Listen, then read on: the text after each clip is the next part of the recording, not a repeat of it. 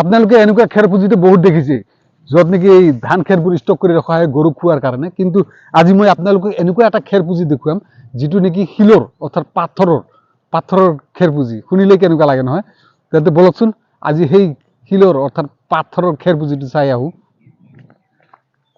আজি মই অডিবিলৈ গৈ আছিলোঁ, গৈ থাকোঁতে হঠাৎ মই এটা ঠাইত নামিলোঁ আৰু ইয়াত নামাৰ কাৰণটো হ'ল ইয়াতে এটা বিশেষ ধৰণৰ পাথৰ আছে, যিটো পাথৰক নেকি আমি সকলোৱে চিনি নাপাওঁ আৰু পাওঁ। কথাটো হ'ল কি, এই পাথৰটোৰ নাম খেৰ পুঁজি। সঁচাই যিটো খেৰ পুঁজি নেকি আমি ঘৰৰ অৰ্থাৎ গাঁৱলীয়া অঞ্চলত আমি খেৰৰ কাৰণে পুঁজি দিওঁ, খেৰেৰে পুঁজি দিওঁ, সেই ধৰণৰ পুঁজি অৰ্থাৎ এই পাথৰটোৰ নামেই হৈছে খেৰ পুঁজি।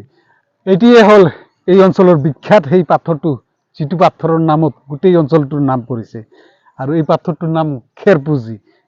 সঁচাকৈয়ে এইটো এটা সময়ত খেৰৰ আছিল বুলি কিছুমান পৌৰাণিক কথা মতে, জানিব পৰা মতে, ইয়াৰ কিছুমান স্থানীয় লোকৰ মতে, তেওঁলোকৰ মতে এইটো এটা সময়ত এই পাথৰটো এটা সময়ত খেৰৰ আছিল, খেৰৰ পুঁজি আছিল। পিছলৈ এই পাথৰটো অৰ্থাৎ এই খেৰৰ পুঁজিটো পাথৰলৈ ৰূপান্তৰিত হৈ গৈছে। দেখাত একেবাৰে খেৰৰ পুঁজিৰ দৰে ওখ আৰু ওপৰত আকৌ গছৰ এডাল আছে। ইয়াৰে কিছুমান স্থানীয় যি লোক আছে তেওঁলোকৰ মতে এই পাথৰটো এটা সময়ত খেৰৰে আছিল, কিন্তু কিবা কাৰণত এইটো হঠাৎ পাথৰলৈ ৰূপান্তৰিত হৈ গৈছে আৰু তেতিয়াৰ পৰা এই ঠাইডোখৰৰ নাম খেৰ পুঁজি বুলি জনাজাত হৈছে।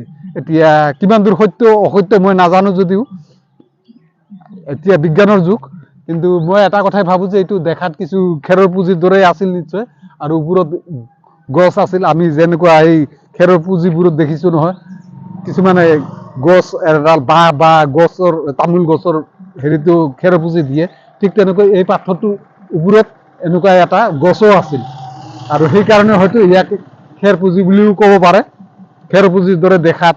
এতিয়া কাৰণটো কি যে সঁচাই এটা সময়ত এইটো খেৰৰে পুঁজি আছিল নে পাথৰৰ যে আকাৰটোকে দেখাত খেৰৰ পুঁজি এটাৰ দৰে, সেইকাৰণে এইটো খেৰৰ পুঁজি বুলি নামাকৰণ কৰা হৈছে নেকি, মই ভালকৈ নাজানো। হয়তো এই পাথৰটো এটা সময়ত নিশ্চয় খেৰৰে আছিল, পিছলৈ এইটো পাথৰলৈ ৰূপান্তৰিত হৈছে।